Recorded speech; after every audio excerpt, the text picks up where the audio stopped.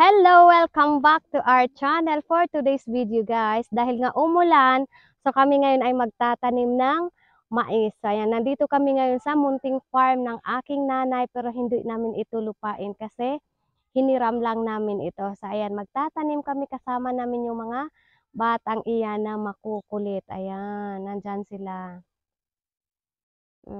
Magtatanim kami ngayon ng mais. Kasi lumakas yung ulan kahapon so kailangan natin magtanim ngayon. At sana kung may mga gulay tayo, magtatanim din tayo ng gulay. Pero isang araw pa lang yung malakas na ulan and then kailangan natin magantay ulit ng napakalakas na ulan para tayo ay magtanim ulit. So ayan, subaybayan nyo kami kung paano kami magtanim ng mais. Ganito paano magtanim ng mais, tigda 2 pirasong butil ng mais tapos isang step yung pagitan dahil hindi pwedeng sobrang magkalapit dahil pag nagkalapit ng sobra, yan ay papayat at hindi tataba yung kanyang mga puno.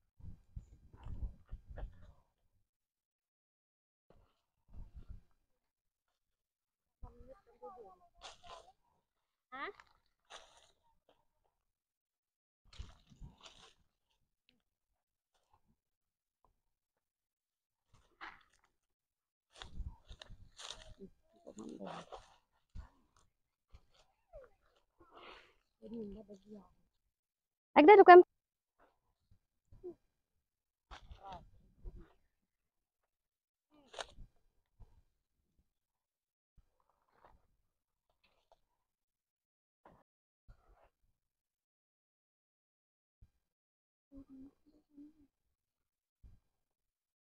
Dungon sa tamanan nun.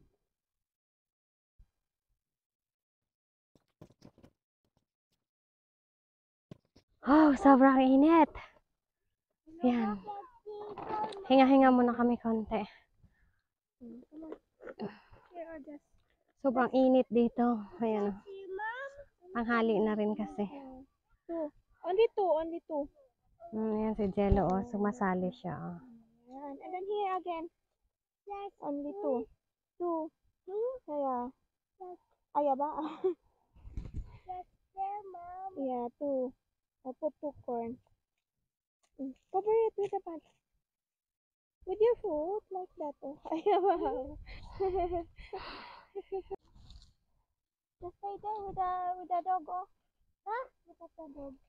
He's playing the dirt. Yeah. Stay there. Excuse me, Sewa. Huh? Excuse me. You planting corn? Yeah. Just with your hands, Mama Lynn. With hand and foot. Yeah. Oh, come back. Come back. Later. Come back. Why? Later, Nak. Why? Because I'll go. I'll cover it. Cover it with the mud. I put corn. You put it.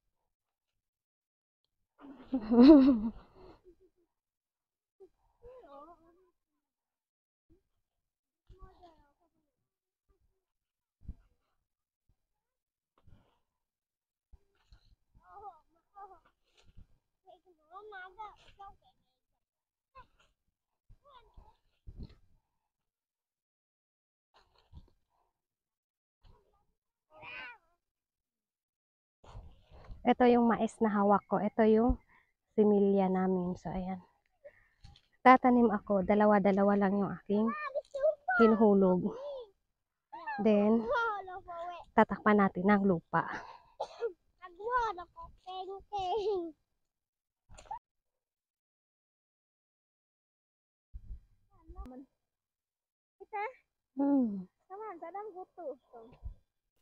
Ayan. For now, maghahanap muna ako ng bayabas kasi yung dinaanan ng karabaw o yung tataniman namin ay naubos na kasi nagpaligo pa ng kalabaw yung aking kapatid. Dahil kapag mainit na nag-start ka ng 7, dapat yung kalabaw mo ay 9:30, kailangan mo na siyang ilublob sa tubig ng mga 30 minutes para malamigan siya kasi sobrang naiinitan at pagod siya. So ayan, manguha tayo ng bayabas. Ayan.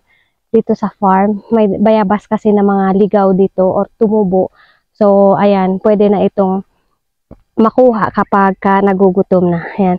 Hindi ko na huhugasan kasi kagabi umulan ng umulan, wala pang alikabok. So, safety at malinis siya ngayon. Malinis yung ating bayabas. Parang sobrang bulok. Sorry, itapon natin.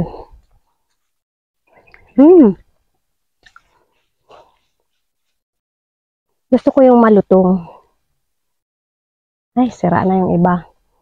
Sira na yung iba.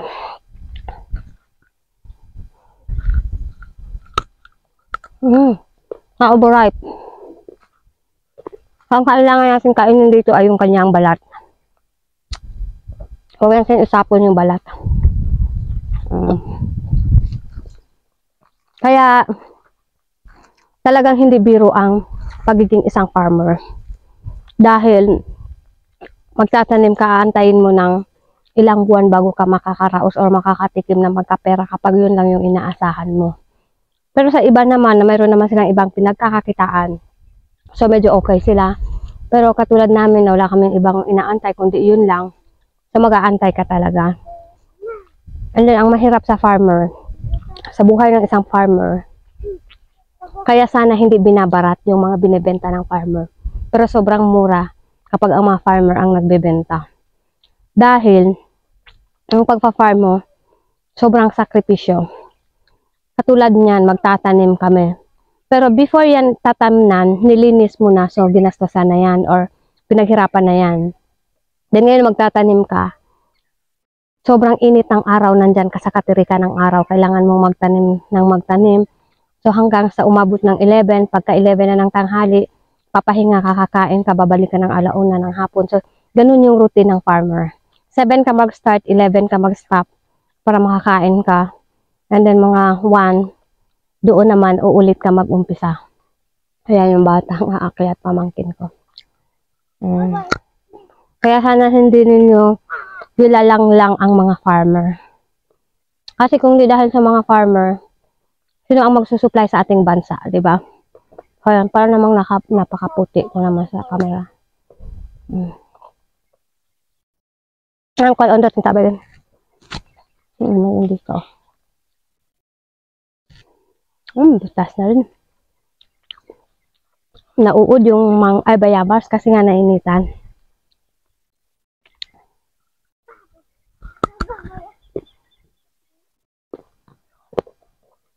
Alog tatawa na ang call. So, ayan nga, nagpayong na ako kasi sobrang init na talaga. Sobra. Pero may time naman na walang init ng araw. And then, kasi yung sombrero ko, pinagamit ko muna sa nanay ko kasi sobrang init kanina. Kaya pinagamit ko muna. Kaya ayan, kung nakikita nyo, ako ay nakapayong. So, ayan. Pwede naman palang magpayong. So, kung alam ng mga iba nating kababaihan na farmer, kung para hindi sila masyadong mabilad sa araw, pwede naman palang magpayong o di may mga bag tayong hindi na ginagamit. Yun yung paglalagyan natin ng ating similya. Sagad magaw, day kondang gasan. Kondas fulit. Kasbuwanan na. Daya mo. So, ayan, konting-konti na lang yung aking natitirang taniman. Hindi na kami umuwi ng tanghali kasi hindi na kami umuwi ng tanghali kasi tapusin na namin dahil napakahirap pumunta dito. Mamaya baka uulan mayang hapon. So, sobra 11 na. Siguro mga 12 kami matatapos. 12 kami matatapos. So, ayan, pagkatapos namin dito, uuwi na kami kasi ang pag-uwi nito, pauwi namin yung daan namin ay napakatirik. Kaya, nakakatamad pa balik-balik dito. So, kaya kinailangan na namin tapusin. Hindi na kami umuwi ng tanghali. So, hindi naman kami gutom dahil kumain kami ng bayabas. Kanina parang merienda namin yung bayabas. Kaya, hindi na kami umuwi. Kumain din kami ng agahan namin kanina. Kaya, medyo okay naman, hindi kami nakaranas ng gutom ngayon. So, siguro, bago kami matapos, ay gutom na rin. Pero at least, uuwi na kami. Wala na kaming babalikan mamaya.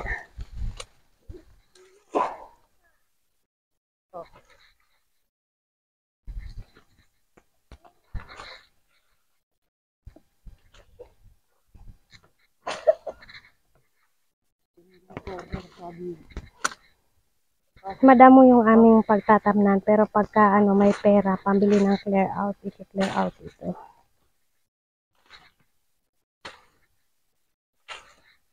Dati kasi ito, pinagtamnan na ng mais, kaso inabutan nga ng tag-init, kaya wala masyadong nakuha.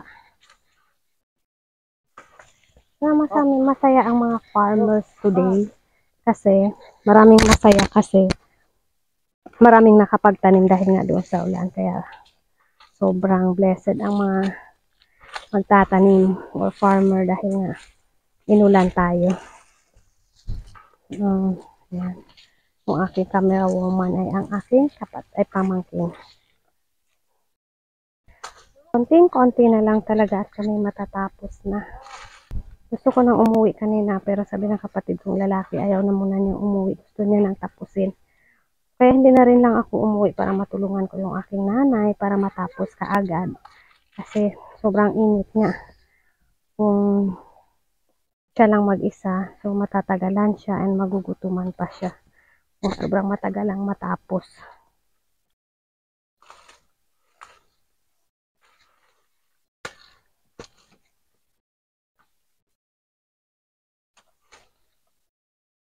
Ang tangam kagahuro da ikaw. Kagamantang diniro ka cellphone ganan antang. So bala mo kagahuro ka din.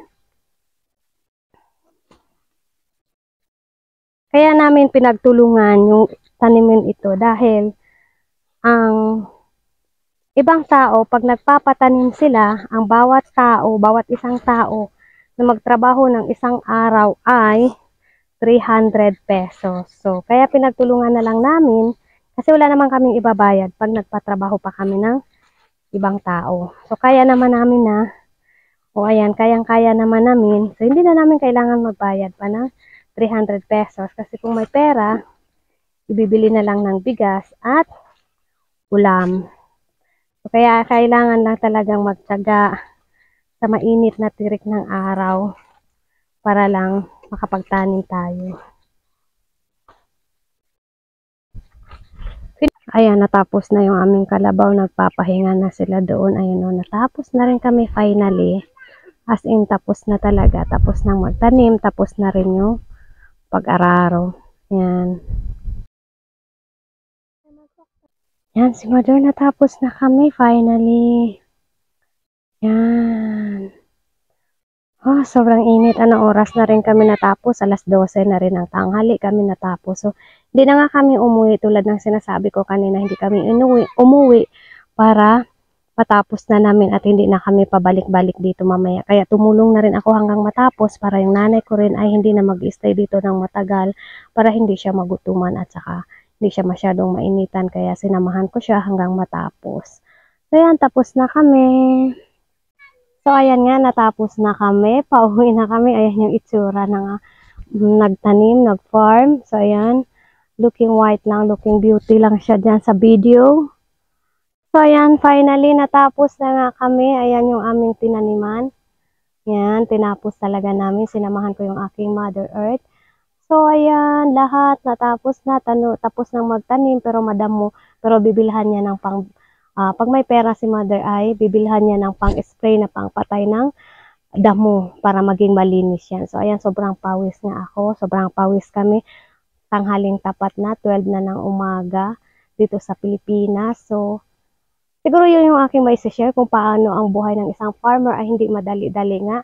Ayan, init at ulan, pwede mong sulungin kapag panahon ng magtanim, mag-harvest, lahat ng gawain ng farmer ay sobrang napakahirap. So, sana suportahan natin lahat ng ating mga farmers. Pero alam ko naman na kawawa yung ating farmers dahil kapag yung ating mga farmers ay magbebenta ay napakamura ng kanilang mga produkto. Pag ang mga farmers naman ang bibili ay sobrang napakamahal naman. Kaya sobrang maghihirap talaga ang ating mga farmers. So, ayan, pauwi na kami. Thank you for watching and God bless to all of us. So, eto na nga. Tapos na kami sa pagtatanim at kami ay uwi na. Pero ang aking nanay, kumuha muna siya ng kamuteng kahoy na pwede naming imerienda mamayang hapon. Thank you for watching. Hanggang sa muli. Maraming salamat.